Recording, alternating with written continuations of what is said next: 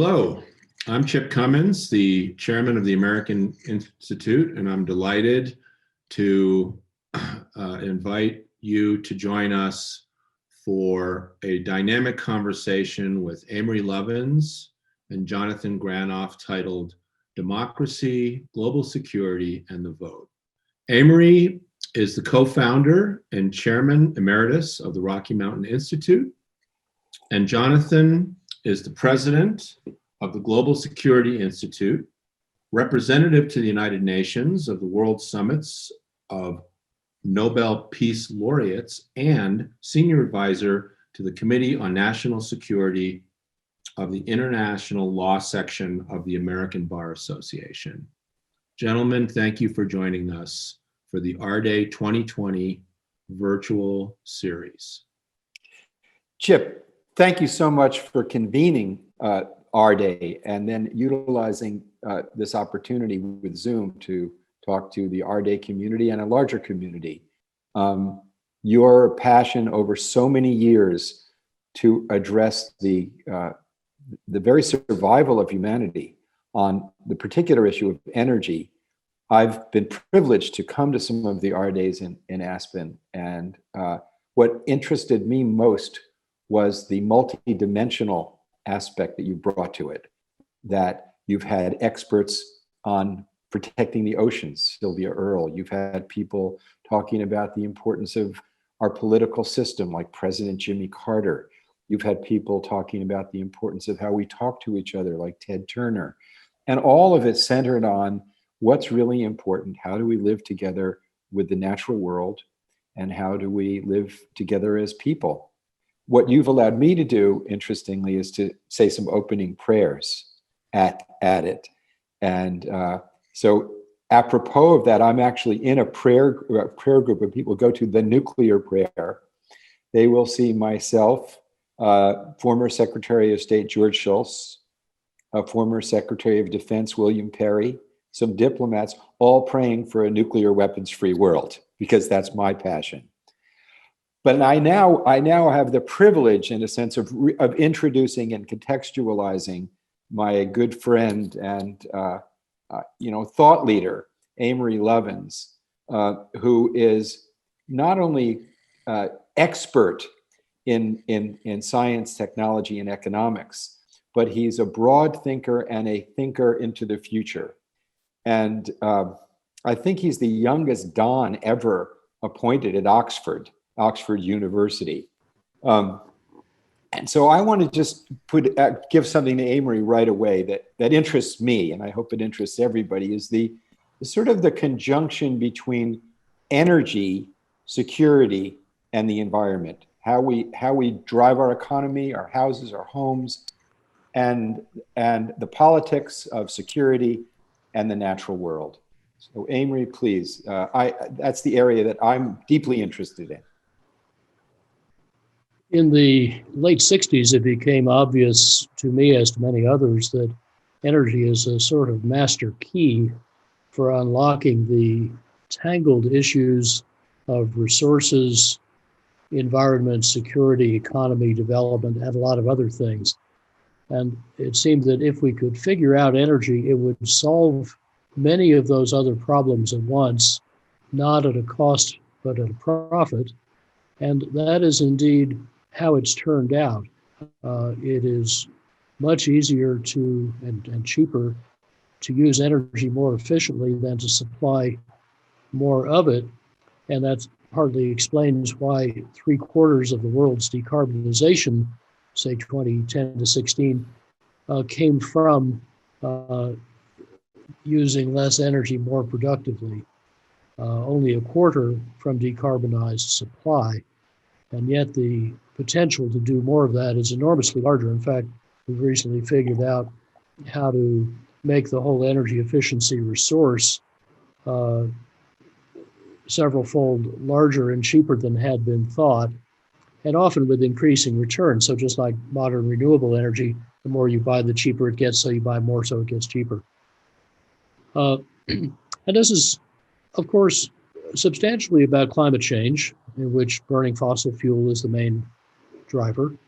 But it's also around loss of biodiversity, public health, and the millions of people who die every year prematurely because of air pollution in particular, and a host of other issues spanning the whole gamut to endemic poverty and how hard it is just to cook your food if you're living on $1 or $2 per household per day.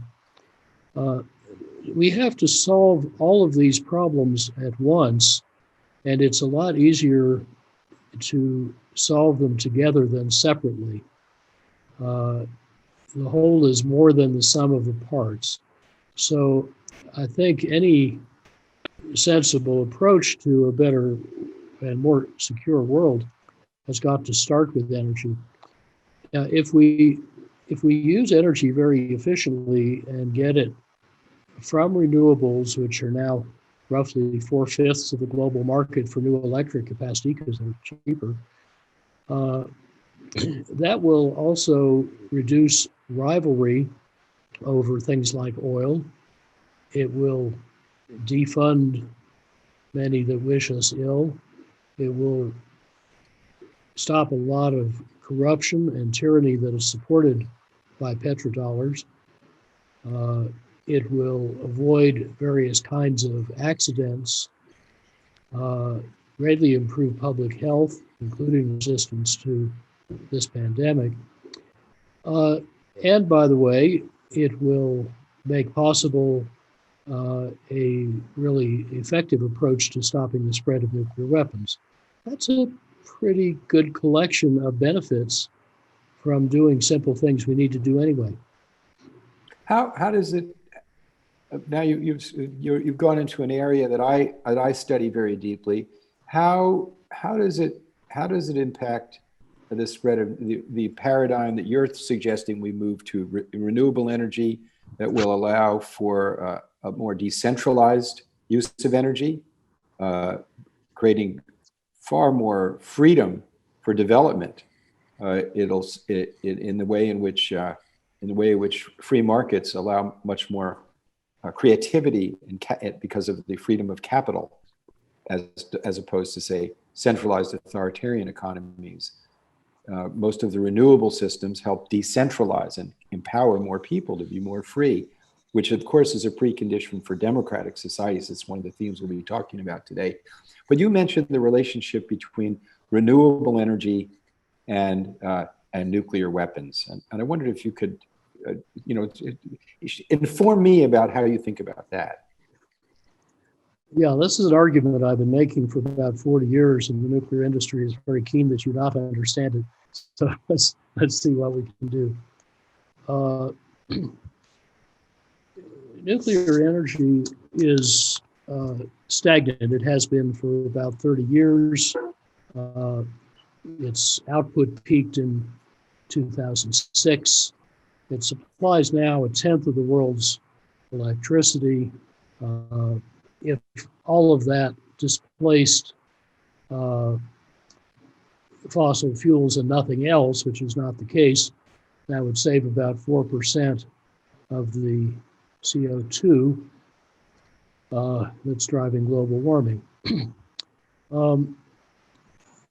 But the flow of nuclear technology, skills, materials brings with it an innocent civilian cover that makes it rather straightforward for countries or even subnational groups to build nuclear weapons if they don't steal them from military stocks. Now, conversely, if you use energy in a way that saves money, and that's enormously cheaper than building, and it's even cheaper than running nuclear power plants, then any country that takes economics seriously won't be interested in nuclear power plants. Most indeed are not. They're simply a way to waste money. Now, in such a world, those technologies, materials, skills, equipment needed to make bombs by any of the 20 or so known methods would no longer be ordinary items of commerce. That wouldn't make them impossible to get, but they would be much harder to get, more conspicuous to try to get, and politically much costlier to be caught trying to get, because the reason for wanting them would have become unambiguously military. So it would be harder for both the recipient and the supplier. You could no longer claim just a peaceful electricity making venture. It would be clear that you were really out to make bombs, and that there'd be a burden on you to show that that's not what you had in mind, to do something so economically irrational. There is, of course, in the Non-Proliferation Treaty, a clause called Article 4, in which, in return for nuclear weapon states promising to phase out their nuclear weapons, which they seem to have little intention of doing at the moment, countries without nuclear weapons have promised not to try to get them, but on condition in Article 4 that they be offered non-discriminatory access to nuclear power for exclusively peaceful purposes, which are pretty hard to find. And I think, given a half century's experience, we should now look back on when that was written in the 1950s and 60s and say, well, at that time, the writers thought that nuclear power was necessary, safe, economical, and would be essential to the world. But we now know quite the opposite is true. It's a well-meant but failed technology, failed in the marketplace, failing more and more. It's getting a tenth the investment each year the modern renewables are, and it's undergoing slow motion commercial collapse. And now that we know that, and now that we know that efficiency and renewables are actually the way forward for meeting the development goals enshrined in Article 4, I think we ought to focus on the purpose rather than the specifically nuclear nature of the technology it describes, and in effect have sunbeams for peace rather than atoms for peace, help developing countries in particular to get all the efficiency and renewables they need, and ideally to make them themselves, because many are pretty straightforward to do that way. And therefore to achieve the development goals that Article 4 promises them.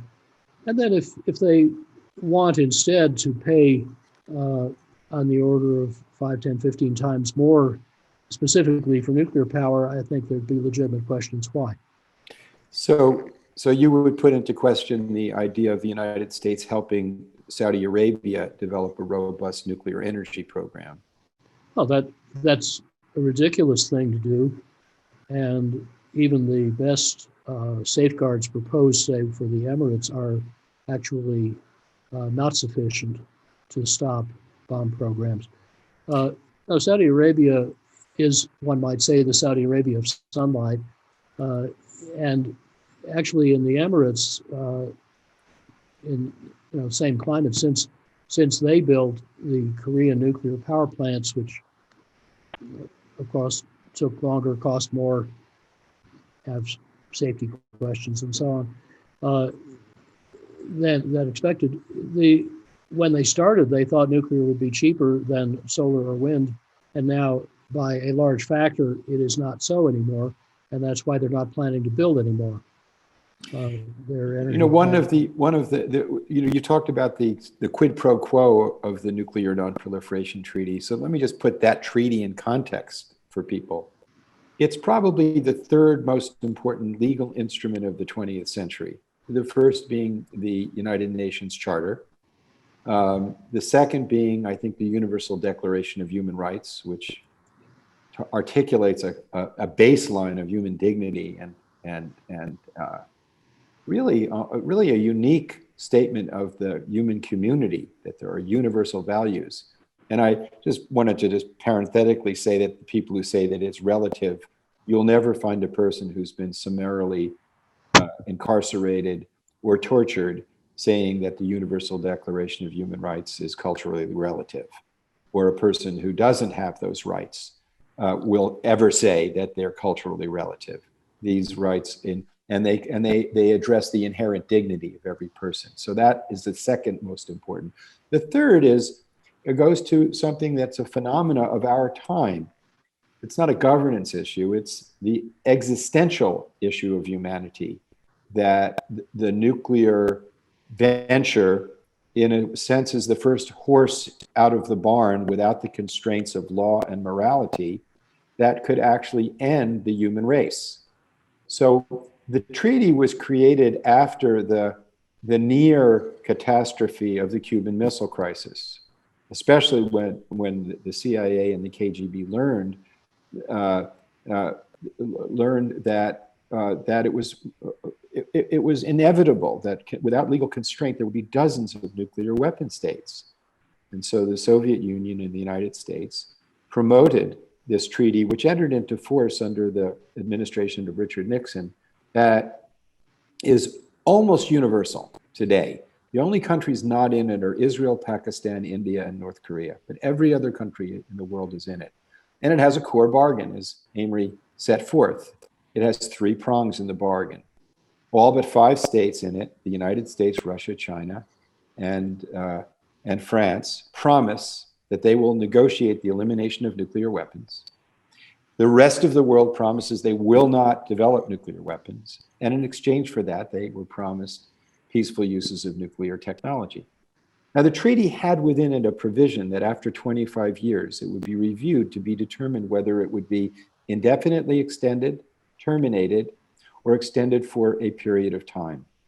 And the reason it had that provision is that the countries that said we won't have nuclear weapons didn't trust the nuclear weapon states, the 5 permanent members of the Security Council, to actually negotiate elimination.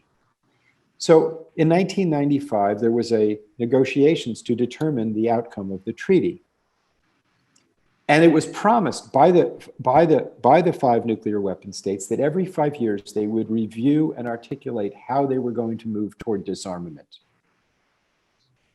They promised in 2000 a set of threat-reducing, international law enhancing, and treaty-fulfilling promises, which included bringing into force the Nuclear Test Ban Treaty, negotiating a treaty to eliminate any further production of nuclear fissile material. That addresses the issue you were talking about, that you couldn't use a civilian facility to produce plutonium or highly enriched uranium.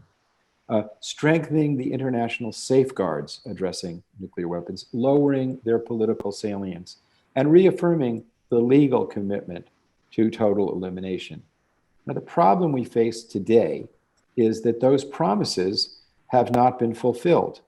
And the nuclear weapon states say, well, we had over 70,000 of them at the height of the Cold War, and we've come down to less than 14,000. That's not an insignificant achievement. But it came down because of the truism that Ronald Reagan, interesting, another Republican like Richard Nixon, affirmed in his State of the Union address of 1984, and then affirmed with the then head of the Soviet Union, Mikhail Gorbachev, the following truism: a nuclear war can never be won and must never be fought. And where we are today as we speak, the whole world is asking very publicly, it's not in the American media because we have the pornography of the trivial, the whole world is asking, even Foreign Minister Lavrov of Russia is asking, let's reaffirm this truism. Give the world an assurance that we haven't gone off the rails. And the current administration in our country is unwilling to state clearly and unambiguously a nuclear war can never be won and must never be fought. On the contrary, in June of last year, the Joint Chiefs of Staff issued a new policy statement explicitly talking about utilizing nuclear weapons in theater conflicts in order to bring about strategic stability. the utter insanity of this, the utter insanity of pledging, as President Trump has pledged, over $1.5 trillion to modernize and create new missions for our nuclear arsenal. The utter insanity of stimulating a new arms race in contravention of our treaty obligations is hazardous beyond reason, beyond any reason. There was some conceptual reason of deterrence theory during the Cold War. I don't agree with it. I think it was incredibly hazardous. There were better ways to move forward. But presently, to stimulate a new arms race when there are 5 authoritarian aspirant empires on the planet without any sense of accountability to even their own people, China, Russia, Turkey, Iran, and Saudi Arabia, all aspiring empires, to stimulate a new arms race, which will stimulate the arms racing between India and Pakistan, where 70% of the malnourished children in the world live, where 30% of the children in both of those countries are malnourished, squandering their intellectual and economic resources to increase the dangers that the world faces, places this election in our country as a potential axial point for the future of humanity. That if we continue on the pathway of undermining the rule of law, undermining reasoned debate, undermining reasoned economic allocations, ignoring the US Constitution, which makes our treaties the supreme law of our land, ignoring our treaty obligations, we place at inevitably dramatically dangerous consequences.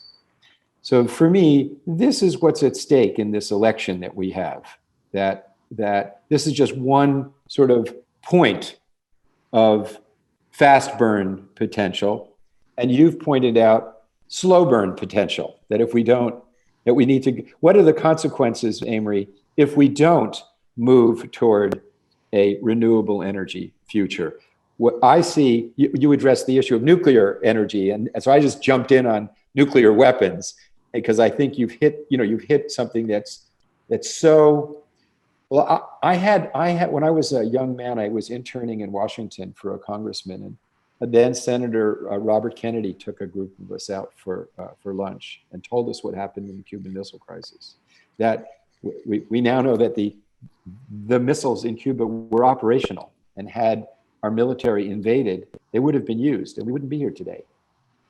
And he said to us how it was only good luck, really, that saved us, and that if we get every other issue correct and miss this one, it won't matter, and that this is the moral and practical litmus test of modernity.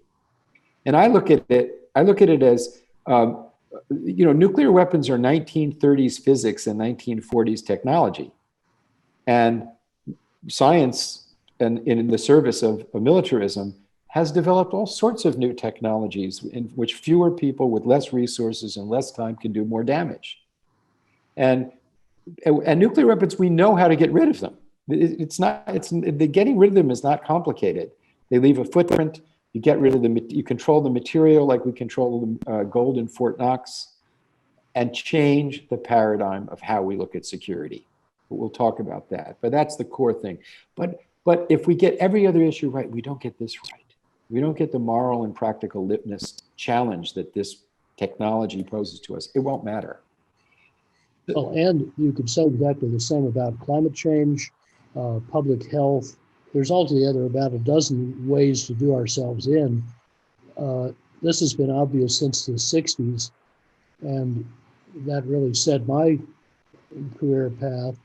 It was obvious then both that energy was a master key and that there were 2 ways we could really mess up and do in civilization that were related to energy, namely nuclear weapons and proliferation and climate change. And it was really important we do neither of them, and especially that we not trade them off for each other, which is exactly what we did. So now we have both problems. Fortunately, they and oil dependence and energy vulnerability and energy poverty and so on all have a common set of solutions and were advantageous.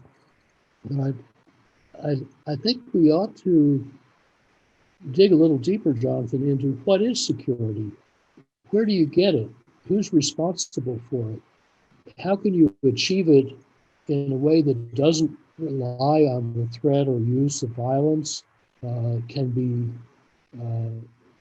built from the bottom up, not only from the top down, and can be not the monopoly of national governments, but also the province of every citizen? I couldn't agree more strongly with you. I'm in an endeavor now with the United Nations and the World Academy of Arts and Sciences to shift the focus of how we define security from militarism and nationalism to human security. Because, if you look at the issues that are existential to us, they can't be solved at the national level. We can't protect the phytoplankton in the oceans, which is 50 to 70% of our oxygen, without a global cooperative effort to protect the climate, because the oceans depend on the balance of acidic and alkaline, which is dependent on the temperature of the oceans, which depends on the temperature of the planet. Can't be solved at a national level. This virus that has challenged us all, unlike the cooperation that was expressed in addressing polio or smallpox, which was viewed as addressing them as a global public good. If we continue on the course we have now of the nationalistic approach, we could end up with a vaccine apartheid world, with walled, attempting to keep these viruses out with walls, and people living in walled communities, and I'd say with walled mentalities and walled hearts. The solution, of course, to addressing nuclear weapons is cooperative security. The solution to addressing pandemic diseases is cooperative, is seeing public health as a global public good. The solution to energy, obviously, is seeing the climate as one. But there's certain mythologies that are blocking it. There's ideas behind behind how we express our policies. And I just wanted to address two of them. One of them is the idea of national sovereignty as an end in itself. And that's pretty much the paradigm of how we address national military security. I was struck by how the Joint Chiefs, a little over a decade ago, the Joint Chiefs of Staff of the US highlighted climate change as a problem, and then articulated their need to address the problems that would arise with exacerbating climate change and resource wars, and the hundreds of millions of people who will be displaced. And they were talking about the military tools they would need. And my analogy is that I'm driving home and the steering wheel on my car gets a little loose. So I call my wife and say, "Dear, the steering wheel's loose on the car.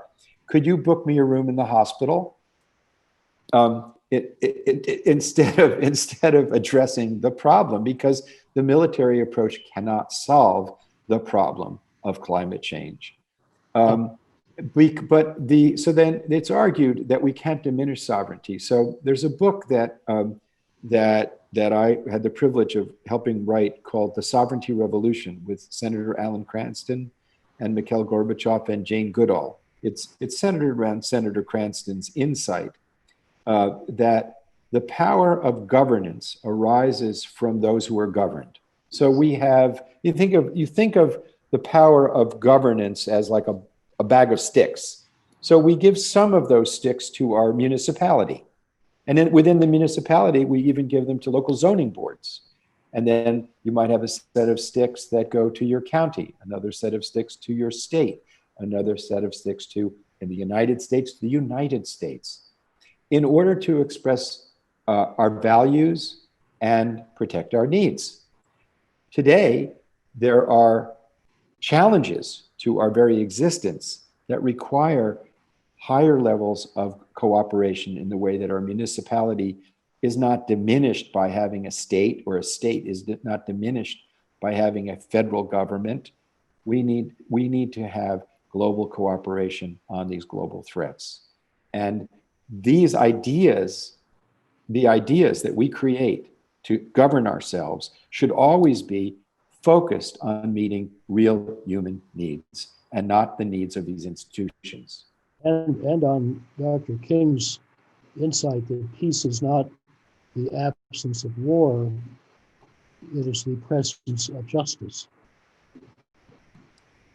Yeah, he went deeper into in his Nobel acceptance speech, which I recommend to everyone's attention in the way that everyone has read his "I Have a Dream" speech.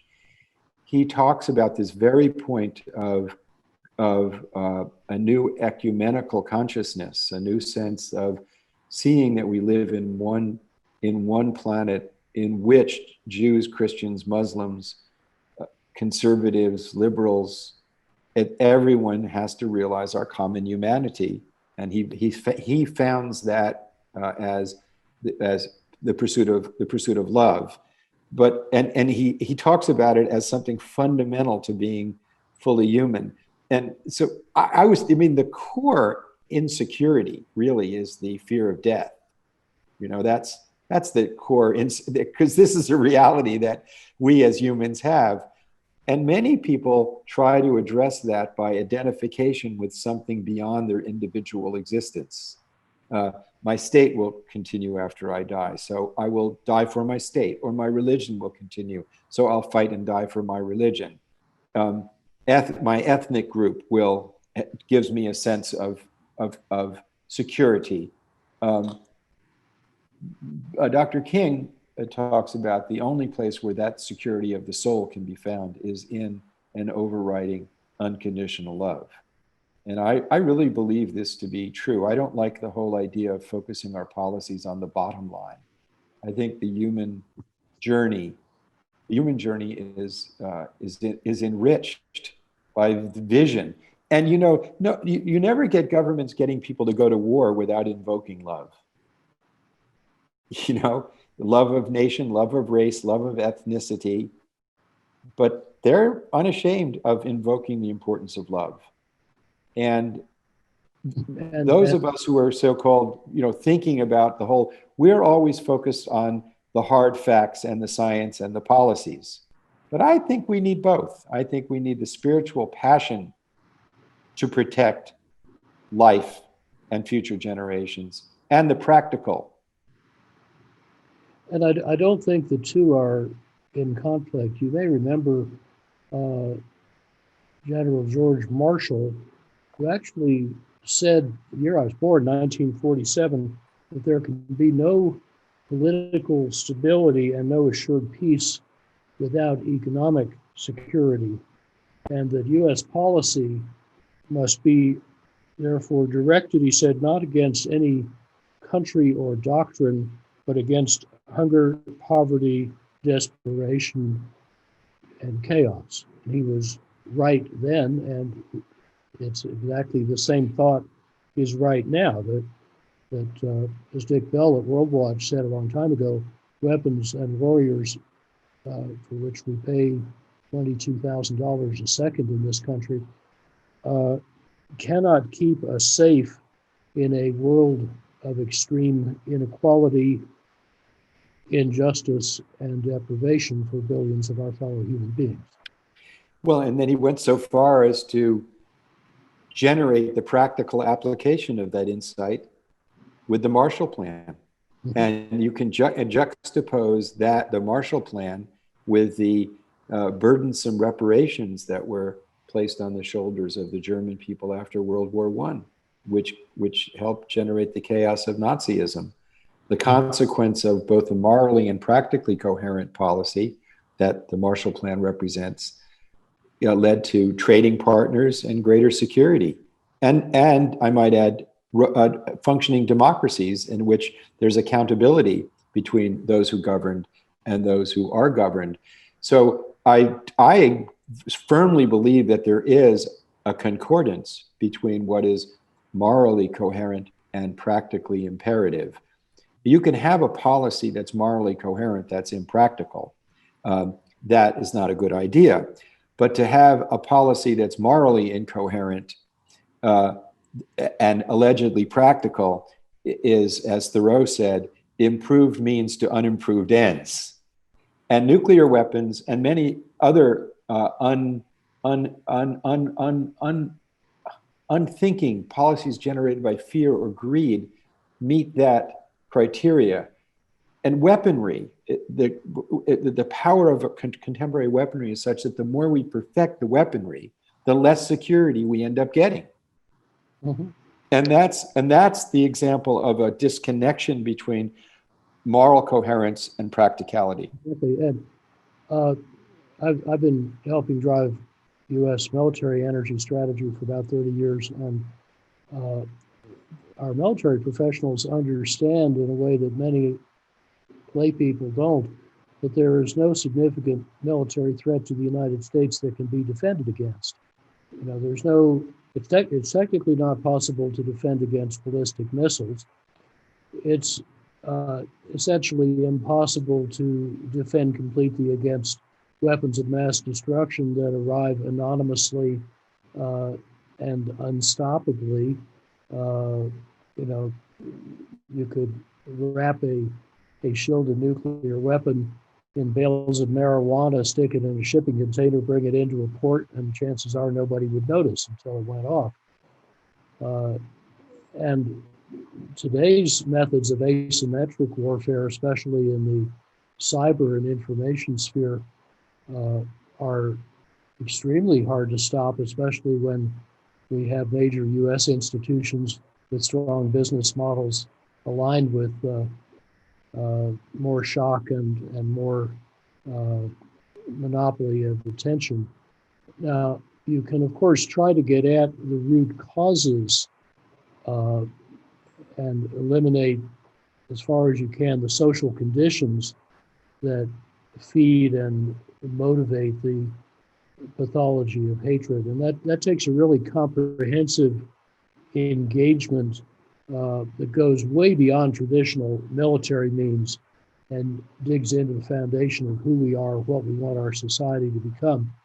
And that's, I think, where we get to the root of what is security. So if you look it up in a good dictionary, it'll say something like security is freedom from fear of privation or attack.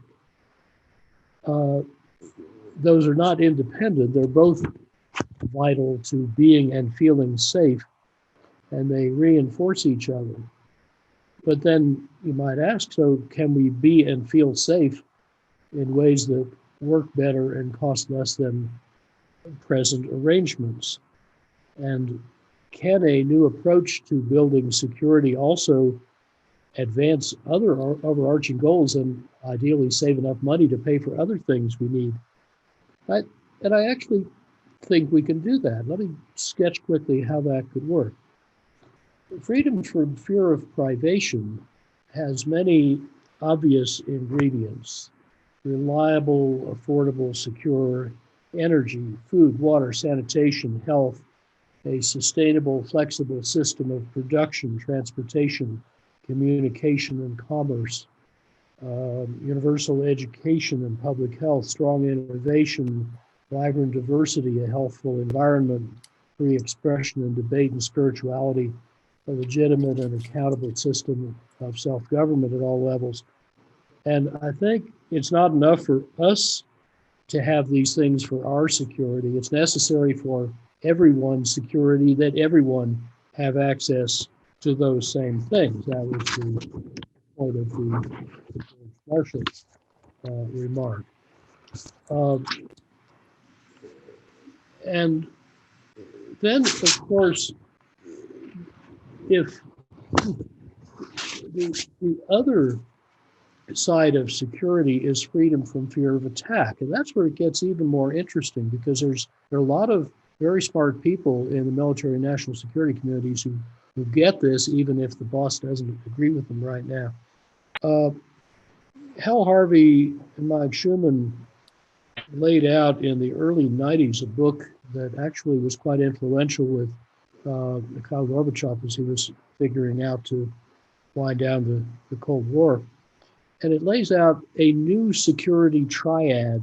This is not the triad of land-based nuclear bombers and ballistic missiles and submarine-based missiles.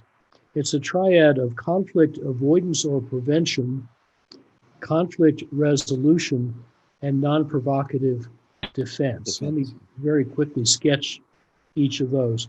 Conflict avoidance or prevention has elements like justice, hope, transparency, tolerance, honest government, and not having governments run by crooks or thugs. It includes leader control. That is, it's almost impossible historically to find instances of wars between two democracies, or at least between two societies that, whatever their outward form of government, have effective ways for people to find out what their government is up to, and if they don't like it, to tangibly express their displeasure. So effective leader control, it discourages adventures by leaders who are either crazy or wanting to divert attention from domestic difficulties. Therefore, it relies very much on transparency, free press, freedom of information. And another critical tool for preventing conflict is advanced resource efficiency, bringing a lot more work out of each unit of energy, water, minerals, topsoil, and so on.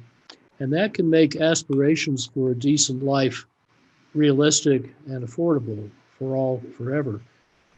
It takes a while to get there, but we're definitely going in the right direction. And it removes any apparent conflict between economic advancement and environmental sustainability. You can implement it by markets, by administrative practices, whatever you want.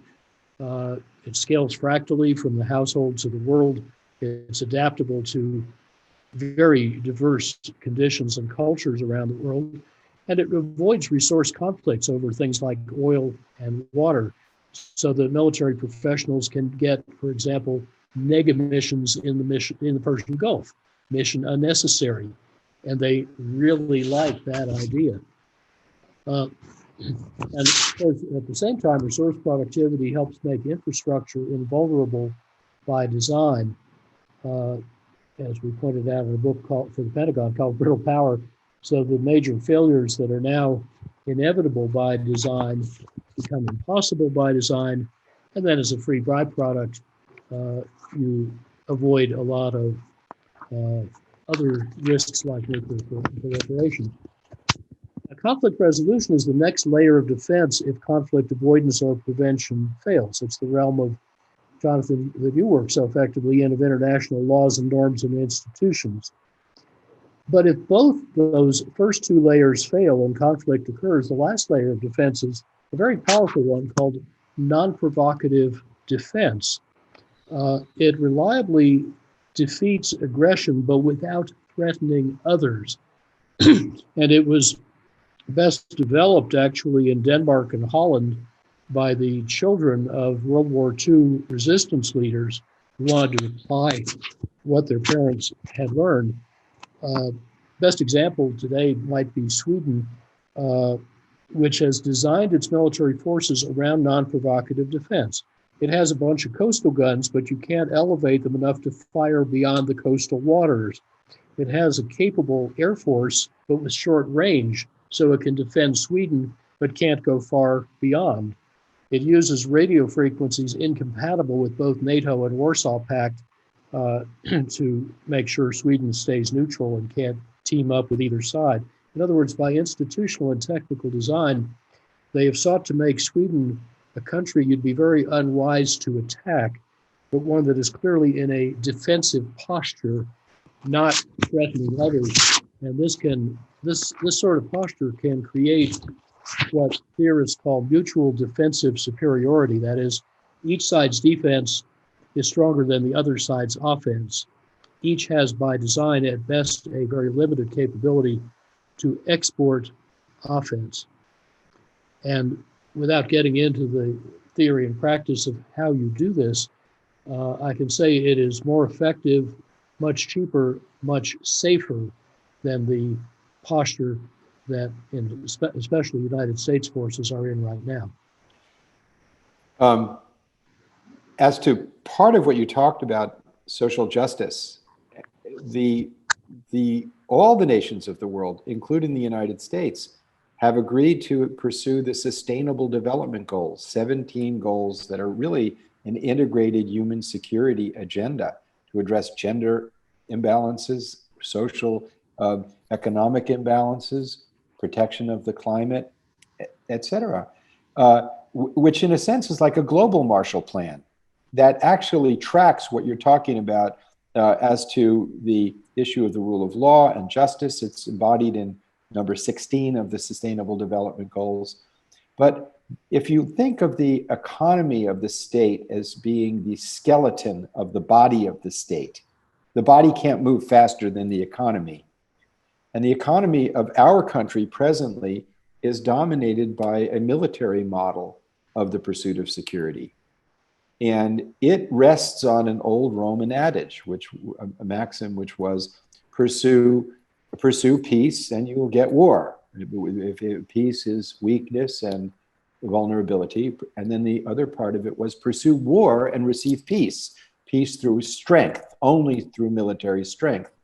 And that, even according to our best secretaries of defense, such as Secretary of Defense Mattis, who argued that we should put far more money into diplomacy and promoting international cooperation and law, or William Perry, who did so much, our 19th Secretary of Defense, who did so much, who was so proud that we actually had American and Russian troops in Kosovo fighting under joint command to prevent genocide.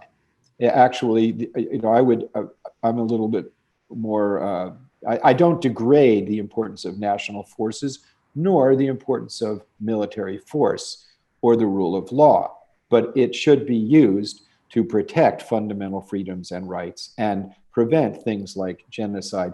We now have an international criminal court to hold individuals in states accountable for violating fundamental freedoms and perpetrating crimes against humanity. At this time, our country has an administration that has put the chief prosecutor of the International Criminal Court on our sanctions list, totally against the very fundamental values of the main tool that we have to control behavior that we universally condemn, crimes against humanity.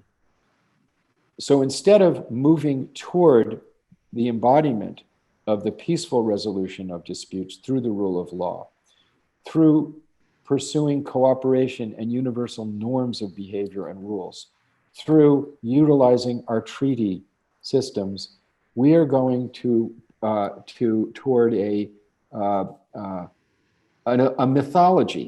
mythology of nationalism, a tool that humans created in the middle of the 17th century, the nation state, in order to stop the 30 Years' War in which Protestants and Catholics were slaughtering each other in Central Europe, in order to find a peaceful resolution over ethnic and religious conflict in which people were fighting without any end because they were fighting for the eternal salvation of their souls, so they believed.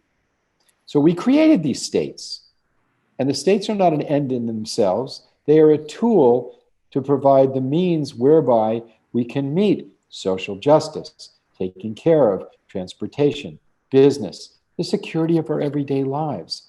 What's interesting to me, Amory, is the business community at the end of the Cold War has set up a system of global cooperation and governance to ensure the just administration of contracts between businesses and parties.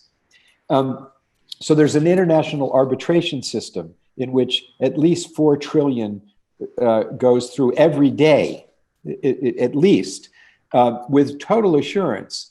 When I was practicing several decades ago, if you had a judgment from Canada and tried to enforce it in the United States, it would be very burdensome. You couldn't enforce a judgment of a court of China in Kazakhstan. Today, you can write a contract in Kuala Lumpur and know that you're going to get it honored in Santiago or Chicago, because business has set up a system outside of the state system. It relies on the state system ultimately, but of arbitration. So contracts that are international now all include arbitration clauses. So the parties pick their own judges. They decide what form of adjudication they'll use. The point I'm making is one of the core pillars and elements of governance is the third-party adjudication of disputes, peaceful adjudication of disputes. That's what the rule of law provides. For business, we have this. It is existing. If you look at where your clothing is made or your car is made, you'll see it's made in global commerce because this element of justice is honored by the business community. But in the area of human rights, let us note that the majority of the 100 or 200 biggest economic entities in the world are not countries, they're companies. Absolutely. And they're operating cooperatively. You have the public sector, the private sector, and the civil society, non-governmental sector. And I think the latter, I think the private sector and civil society, especially in their interplay, are actually in many places now more vibrant and effective than government. We need to all three of those. Well, they should be, because so let me just finish but the point I'm making is that we have now taken what should be a global public good, justice, and turned it into a commercial, you buy it. So we don't have an international court for human security. We don't have a Security Council for human security. We don't have an international human rights court. We don't have an international environmental court. We don't have a methodology of taking the full range of human security interests and finding the peaceful approach. And that's the change that we have to have from the pursuit of security through militarism to human security. Several years ago, I was asked to advise the Civic Chamber of Russia. I was lecturing in Russia. The Civic Chamber in Russia licenses any civil society organization. You want to have a bowling league, you have to get permission. You want to start a religion, you have to have permission. Anything that you want to do with a group of people, you've got to get certified. It's a very formal procedure. The leaders of it were elderly, but they had a lot of younger people who'd grown up after perestroika and glasnost, after the end of the Cold War. And the old guys asked me, how do you ensure in the United States that civil society is a benefit to the security of the state? And apropos of your point, I thought to myself, well, I said, I have no experience in that equation. In the world that I live in, the state is the employee, and the people, civil society, are the employer. So I can tell you a lot about how to ensure the state is of benefit to civil society. And the American ideal that is so at risk right now is that the government is to be transparent and accountable to the people. The government is subject to the rule of law. The agents of the government are subject to the rule of law. And to the extent that they respect that, we have a free society. And that's what's at stake in this election. Because we have people in government who believe that they are not accountable to us. They are not subject to being transparent to us. They won't even show us their taxes. The absurdity of the situation. You go to get a loan at a bank. The bank says, show me your taxes. Who do you owe money to? The bank wants to look at you. The absurdity now of a generation that has grown up, being transparent and expecting that it's okay for the government to be opaque. We've got to come back to a free society in which the government is accountable to us. Yeah, otherwise there's no leader control. There's no leader control, absolutely, and there's no rule of law. And so this election, I just want to say that this election that's coming up is unparalleled in significance. It's not just about America. It's about what our basic human values and how we govern ourselves. And there was one thing I wanted to ask you about, because we're coming to the end of this. I address the mythology of how we pursue what we normally call security, but one issue is economic security. And our model of economic development seems to me, I'm not an economist, I don't have the training that you do in that field, but it seems to me that our economy is based on the concept of infinite growth. And the natural world doesn't seem to operate that way. Like there was no garbage in the natural world 300 years ago. There was never garbage in the natural world because everybody's waste is somebody else's food. But today we make garbage. And the level of social organization needed to melt the polar ice cap is extraordinary. But it's based on some myths. And one of the myths that appears to me is an economic order that doesn't try to come into harmony with the natural world. Mm-hmm. How did we get there? How do we get out of it? Oh boy. Well, we got there partly through the basic fallacy of mistaking the map for the territory. Economic theory rests on simplifying assumptions to make the analysis tractable, and they have very little to do with the world we actually live in. So they become an increasingly bad approximation. Economics is an important tool. Markets are an important tool. I use them a lot to do what they do well, which is the short-term allocation of scarce resources.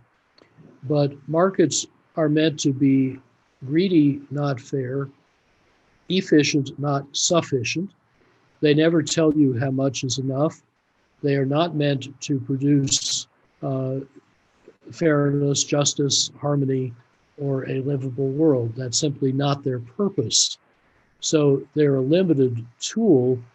And if you try to substitute markets for other things that are also very important, like ethics and politics and faith, you get in really serious trouble. That's why with Paul Hawken, we wrote a book 21 years ago called Natural Capitalism, about a way to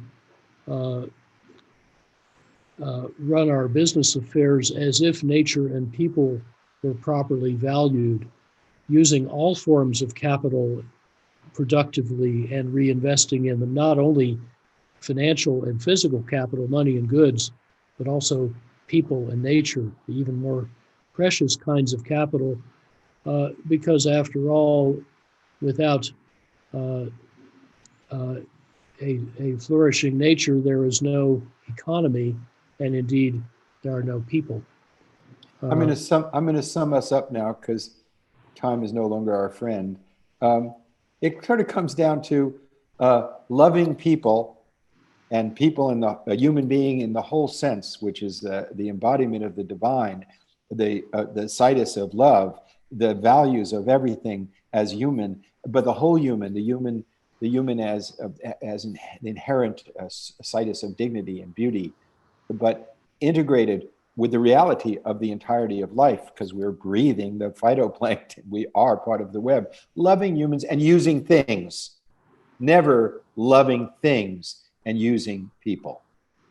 If we can just get that right, get our priorities right, and understand that our ideologies are a thing, they're tools we create, our institutions are things that we create, and bring them back to meeting our basic human dignity and our basic human mystery.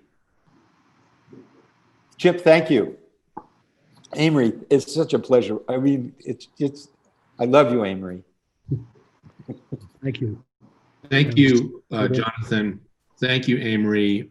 You are two longtime R-Day alumni. We're delighted that you were able to join us today. Everybody watching the program, please join us immediately following for question and answer with Jonathan and Amory. And I just want to thank you both again for your continued leadership on this very, very dynamic and continuing problem of the buildup of greenhouse gases in the atmosphere, how we have to deal with that, in order for the human societies to continue. And of course, global security. This conversation has been a tremendous. So thank you, gentlemen, once again. And I look forward to seeing you in the Q&A.